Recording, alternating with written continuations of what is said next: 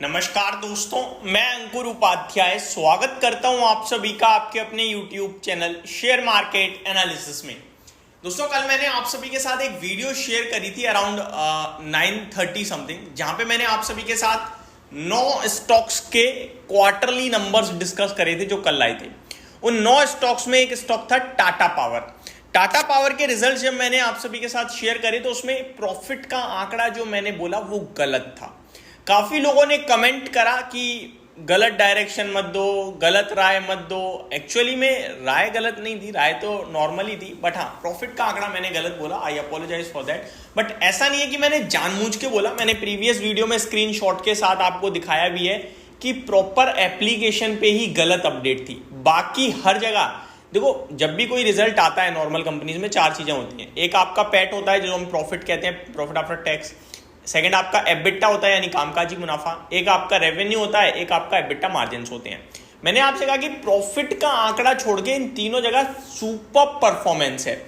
उसके बाद मैंने खुद आपसे वीडियो के दौरान कहा कि भैया यार, जब सब देखो कामकाजी मुनाफा अच्छा आ रहा है, रेवेन्यू अच्छा आ रहा है, मार्जिन अच्छे आ रहे हैं, फिर प्रॉफिट कैसे डिप कर सकता है? तो ये एक कंसर्न जताया था मैंने कि शायद कोई एडजस्टमेंट हो सकता है। अब 9 वीडियोस को कवर कर रहे हैं हम, तो एक स्टॉक में पूरा फुल्ली डिटेल में जाके मैं बीएससी की वेबसाइट से नहीं जा पाऊंगा, समझ लो। फिर वीडियो 30-40 मिनट की खिंच सकती है। इसलिए तो मैंने आपसे क्लियरली बोला कि आई थिंक प्रॉफिट में कुछ एडजस्टमेंट होगा। एक्चुअली में एडजस्टमेंट नहीं था, कंपनी के जो प्रॉफिट का आंकड़ा था वो एप्लीकेशन पे ही गलत शो कर रहा था। अब पहले तो मैं आपको नंबर्स बताना चाहूंगा।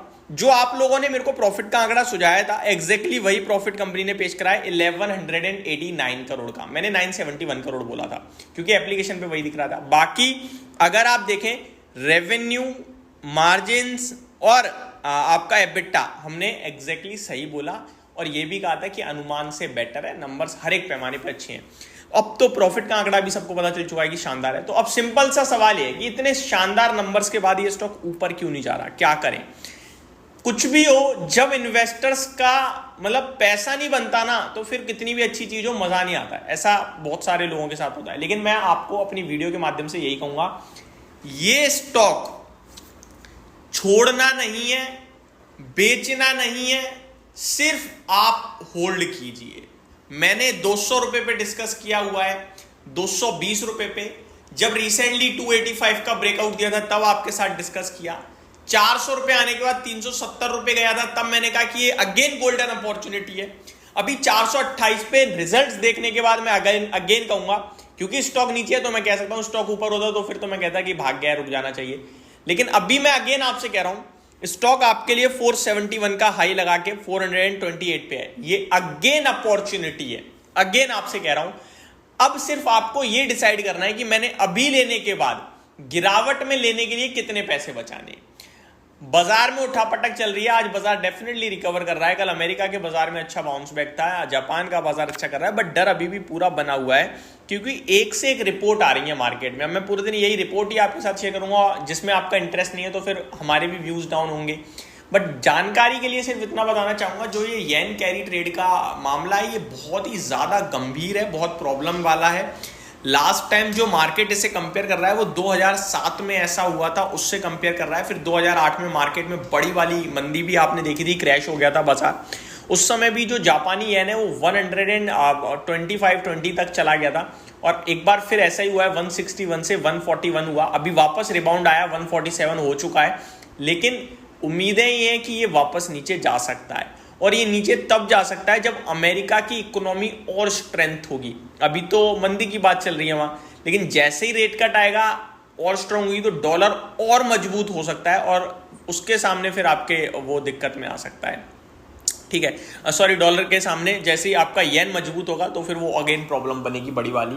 और ये बहुत बड़े लेवल पे लोगों ने ये सौदा ले रखा है, तो जो कटेंगे धीरे धीरे तो फिर डेफिनेटली मार्केट में सेल ऑफ आ सकता है। तो अभी भी कंसर्न पूरे हैं, तभी आप देख रहे हो। तो जो भी बाजार ऊपर जा रहा है ना वो टिक नहीं पा रहा। अदरवाइज आप लोगों ने हमेशा नोटिस करा होगा, हम लोग गिरते थे, नीचे नहीं टिकते थे, तुरंत ऊपर आ जाते थे। अभी ये चौथा ट्रेडिंग सेशन है इनफैक्ट, जहां पे हम ऊपर का लेवल ब्रेक नहीं कर रहे हैं। ऊपर जाते हैं, नीचे आ जाते हैं। 2 दिन से तो ये हो रहा है, और 2 दिन टूटे हैं प्रॉपर।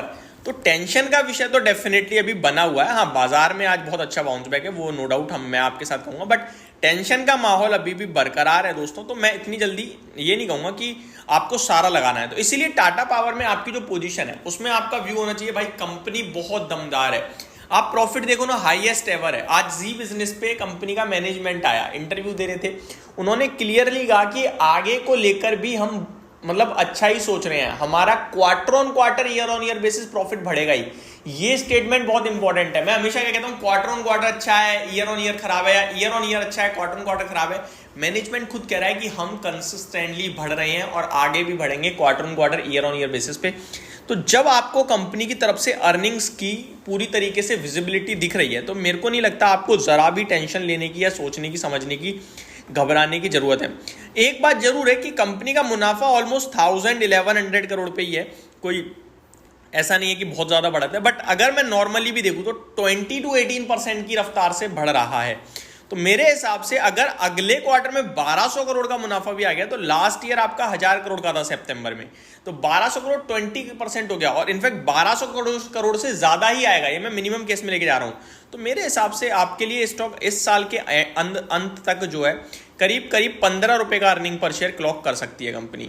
और 15 रुपए का 15 नहीं करेगी तो कम से कम 14 रुपए का अर्निंग पर शेयर तो क्लॉक कर ही सकती है। 14 रुपीज की अर्निंग पर शेयर पे अभी तो 37 का पी है। तो वैल्यूएशन थोड़े ऐसे नहीं है कि सस्ते ही हैं और महंगे भी हैं, दोनों कहना ही मुश्किल है। मैं अगर 14 इंटू 35 करता हूं तो मेरा 490 का भाव आता है। अभी के वैल्यूएशन से भी सस्ते वैल्यूएशन लिए, तो कम से कम मैं 500 रुपए के लक्ष्य के लिए टाटा पावर प्ले करूंगा। लेकिन अभी लूंगा, प्लस बाजार की करेक्शन में अगर मेरे को 370 का राउंड मिलेगा तो मैं एवरेज जरूर करूंगा। तो ये आपका व्यू होना चाहिए। Thank you so much for watching this video. Have a great day guys.